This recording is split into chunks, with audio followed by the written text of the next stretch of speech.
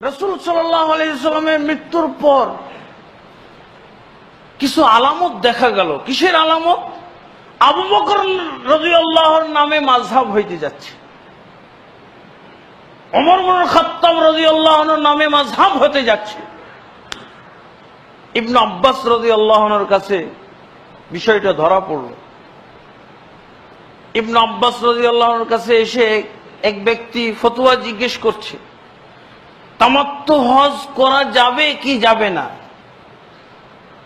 ইবনে আব্বাস রাদিয়াল্লাহু আনহু দুটি হাদিস পাঠ করে তাকে, রাসূলুল্লাহ সাল্লাল্লাহু আলাইহি ওয়াসাল্লামের দুটি হাদিস পাঠ করে তাকে জানিয়ে দিলেন, ফতোয়া দিয়ে দিলেন যে তামাত্তু হজ করা যাবে, বরং উত্তম।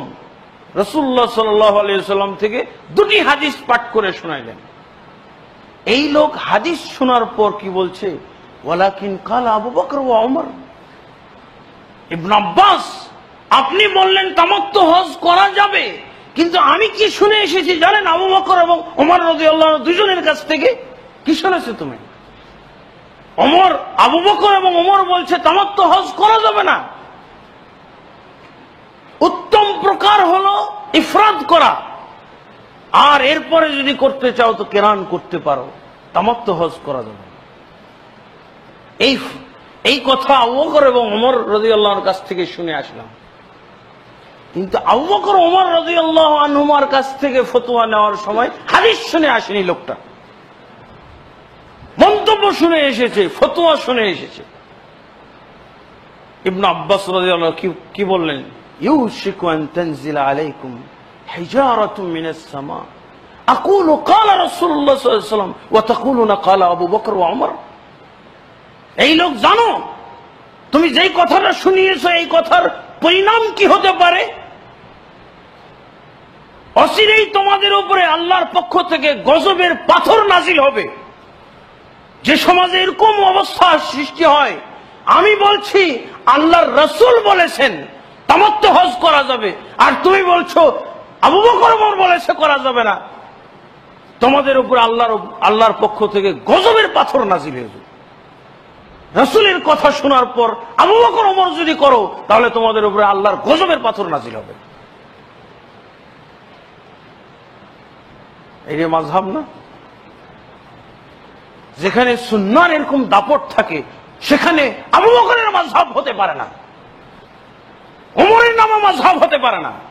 যেখানে সুন্নাহর দাপট থাকে না, যেখানে হাদিসের ইস্তিদলাল থাকে না, যেখানে হাদিসের ক্ষেত্রে এরকম নিরপেক্ষতা থাকে না, সেইখানেই মাযহাব তৈরি হতে পারে। আবু বকরের নামে মাযহাব হলো, কে মাযহাব তৈরি করবে? যত বড় হুমকি দিয়ে দিলেন ইবনে আব্বাস, রাসূলের কথা শোনার পর যদি আবু বকর ওমর করো, আবু বকর ওমর কথা বলো, তাহলে তোমাদের উপরে সম্ভাবনা আছে, আশঙ্কা আছে আল্লাহর পক্ষ থেকে গজবের পাথর নাজিল হবে। আর এক ব্যক্তি এসে ইবনে ওমর রাদিয়াল্লাহু আনহুর কাছে বলছেন, তুমি বলছো তামাত্তু হজ করা যাবে, আর তোমার বাবা কি বলে জানো? করা যাবে না। ইবনে ওমর কি জবাব দিয়েছেন? আমাদের সমাজে তো ভালো লাগে, আমার ভাই পীর সাহেব, আমার বাবা পীর সাহেব, আমার বাবা মুফতি, তার ফতোয়াটা যদি চালু হয়, তার ফতোয়াটা যদি মূল্যায়ন হয়, আমরা খুব খুশি হই, মারহাবা জানাই। কিন্তু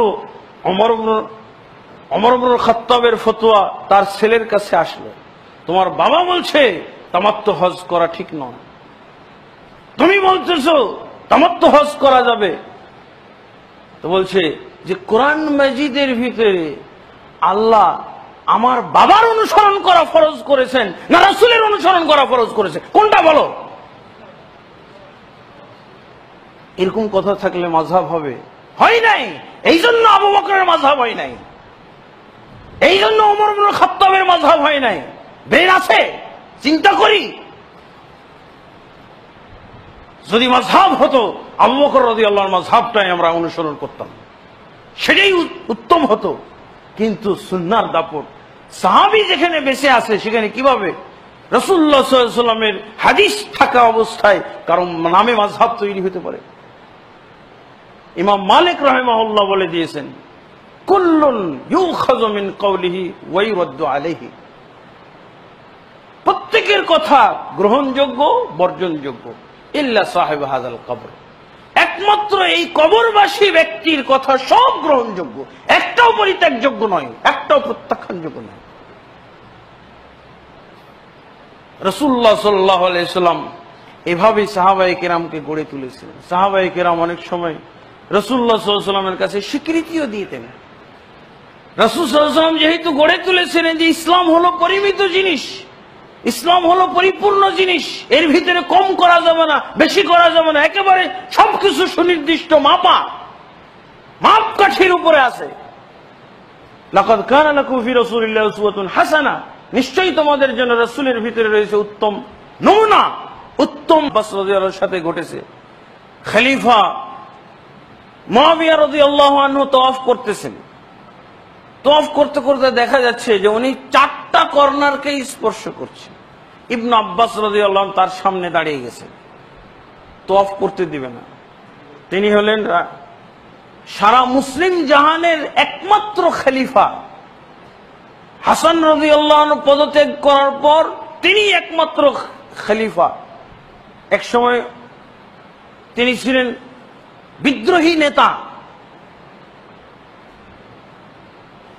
এবং বৈধ নেতা ছিলেন আলী। আজকে উনি হলেন বৈধ নেতা, সারা মুসলিম জাহানের খলিফা। তার পথ রোধ করেছেন, তার তওয়াফ করা বন্ধ করে দিয়েছেন। সামনে দাঁড়িয়ে বলছেন, লিমা তাসতালিমু হাযাইনি রুকনাইনি ওয়া লাম আরা রাসূলুল্লাহ সাল্লাল্লাহু আলাইহি ওয়াসাল্লাম ইস্তালিমুহুমা। আপনি তওয়াফ করবেন, আগে জবাব দিবেন, তারপর জবাব দেওয়ার আগে তওয়াফ বন্ধ। ইবনে আব্বাস সাধারণ একজন খলিফা, সাধারণ একজন সাহাবী, আল্লাহ রাসূল সাল্লাল্লাহু আলাইহি ওয়াসাল্লাম সাহাবী, উনি কোনো দায়িত্বশীল না, কিন্তু যার হাতে সুন্নাহ থাকে সে হলো সবার উপরে। খলিফা মুআবিয়াকে আটকে দিয়েছেন, পথ বন্ধ, তওয়াফ বন্ধ, আগে জবাব দিবেন তারপর। লিমা তাসতালিমু হাযাইনি রুকনাইনি ওয়া লাম আরা রাসূলুল্লাহ সাল্লাল্লাহু আলাইহি ওয়াসাল্লাম ইস্তালিমুহুমা। কেন আপনি এই 2 কর্নার স্পর্শ করতেছেন, উত্তর দিকের 2 কর্নার স্পর্শ করতেছেন কেন? অথচ আমি রাসূল সাল্লাল্লাহু আলাইহি ওয়াসাল্লামের সাথে হজ করার সময় দেখি নাই ওনাকে এই 2 কর্নার স্পর্শ করতে। মুআবিয়া রাদিয়াল্লাহু আনহু জবাব দিচ্ছেন, আমাদের যুগে যেই জবাব দেওয়া হয়, বেদাতের পক্ষে যেই জবাব দেওয়া হয়, বেদাতের পক্ষে জবাব দেওয়ার জন্য কোরআন হাদিস পড়া লাগে না, এমনি বের হয়, মাথার থেকে বের হয়, দলিল লাগে না, গোজামিল দিলেই চলে। মুআবিয়া রাদিয়াল্লাহু আনহু বলছেন উল্টা, আমরা তো অনেক সময় এই জায়গায় হেরে যাই, বুঝেছেন? বেদাতীদের কাছে হকপন্থীরা, সুন্নাহপন্থীরা হেরে যায় কিভাবে দেখেন। মুআবিয়া রাদিয়াল্লাহু আনহু ইবনে আব্বাসকে কিভাবে হারিয়ে দেওয়ার চেষ্টা করতেছেন, পরাজিত করার। এই ঘটনা সহিহ বুখারী এবং মুসলিম, মুসনাদ আহমদের মধ্যে আপনারা পাবেন। ইবনে আব্বাস রাদিয়াল্লাহু আনহু পাল্টা প্রশ্ন করলেন মুআবিয়া, লাইসা মিনাল বাইতি শাইউন মাহজুরা। ইবনে আব্বাস, এটা আল্লাহর ঘর না, এটা পবিত্র ঘর। তুমি বলো এই পবিত্র ঘরের কোন জায়গা প্রত্যাখ্যানযোগ্য, পরিত্যাগযোগ্য বলো। এভাবেই দেখছেন বেদাতীরা সুন্নাহপন্থীকে হারিয়ে দেয়। যদি একটু কম ইলম কালাম থাকে, জেনে রাখবেন সুন্নাহপন্থী হেরে গেলেও সে জিতে যায়, তার কোনো হার নাই। ইবনে আব্বাসকে কি বললেন, কত সুন্দর যুক্তিভিত্তিক জবাব, এটা আল্লাহর পবিত্র ঘর, তুমি বলো এর কোন জায়গা পরিত্যাগযোগ্য। এর কি কোন জায়গা নাপাক আছে? সব তো পবিত্র জায়গা, সবই তো আল্লাহর ঘর। ইবনে আব্বাস রাদিয়াল্লাহু আনহু শুধু কোরআনের আয়াত তেলাওয়াত করলেন, কি বললেন? এই আয়াতটাই, قال الله عز وجل لقد كان لكم في رسول الله اسوة حسنة। মুআবিয়া, আল্লাহ কি বলছেন শুনেন, তোমাদের জন্য রাসূলের ভিতরে রয়েছে উত্তম আদর্শ। দিয়ে উনি বললেন যে 2 কর্নার স্পর্শ করে যদি উত্তম আদর্শ অনুসরণ করা হয়ে যায়, তা আপনি মুআবিয়া আরো 2 কর্নার বৃদ্ধি করে আমাদেরকে যে 4 কর্নার দিচ্ছেন, তার মানে কি আপনি রাসূল সাল্লাল্লাহু আলাইহি ওয়াসাল্লামের চেয়ে উত্তম আদর্শ আমাদেরকে উপহার দিতে চাচ্ছেন? রাসূল সাল্লাল্লাহু আলাইহি ওয়াসাল্লামের আদর্শ ওভারটেক করে এর চেয়ে সুন্দর, আরো পরিপূর্ণ আদর্শ আমাদেরকে দিতে চাচ্ছেন আপনি?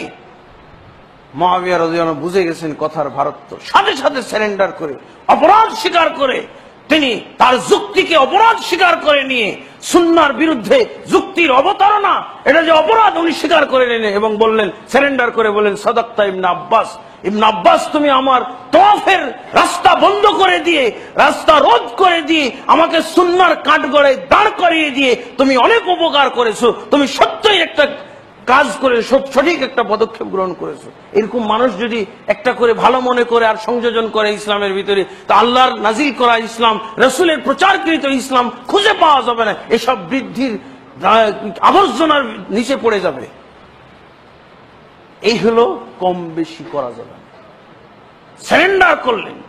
কিন্তু আমাদের যুগের একজন সাধারণ মৌলবি সারেন্ডার করতে রাজি না। খলিফা মুআবিয়া সারেন্ডার করলেন। আল্লাহ তাবারক ওয়া তাআলা আমাদেরকে সুন্নাহর জ্ঞান দান করুন। আল্লাহ তাবারক ওয়া তাআলা আমাদের ইসলাম সম্পর্কে সঠিক জ্ঞান দান করুন, ইসলামের পূর্ণতা উপলব্ধি করার এবং এই পূর্ণতা আমাদের জীবনে বাস্তবায়ন করার তৌফিক দান করুন, আল্লাহুম্মা আমিন। সিদ্ধ হাদিস রয়েছে আব্দুল্লাহ বিন মাসউদ রাদিয়াল্লাহু তাআলা আনহু আবু মুসা আশআরীর যখন কুফায় গেলেন, দেখলেন যে মসজিদে রাসাফা একটি মসজিদে হালাকা হয়ে গোল হয়ে বসে আছে, আর একজন প্রথম বিদআত শুরু হয়েছে। এই চরমনাই জিকিরের প্রথম বিদআত কুফা থেকে শুরু হচ্ছে। একজন লোক বলছে, বলো 100 বার সুবহানাল্লাহ।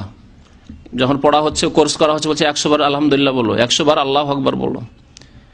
তাও তো চরমনাইদের থেকে ভালো ছিল, সুবহানাল্লাহ আলহামদুলিল্লাহ আল্লাহু আকবার। যদিও বিদআত, তবুও এই সম্মিলিত হওয়ার কারণে বিদআত, কিন্তু জিকিরগুলো ছিল পূর্ণাঙ্গ জিকির। আর এদের জিকির ইল্লাল্লাহ, আল্লাহু, হু হু, এসব জিকির রয়েছে। এই জিকির সম্পর্কে ইবনে মাসউদ রাদিয়াল্লাহু তাআলা কি মন্তব্য করেছিলেন? আবু মুসা আশআরী অবাক হয়ে গেলেন, হতভম্ব, যে কি বলবো আমি, আমার চাইতে বড় তিনি।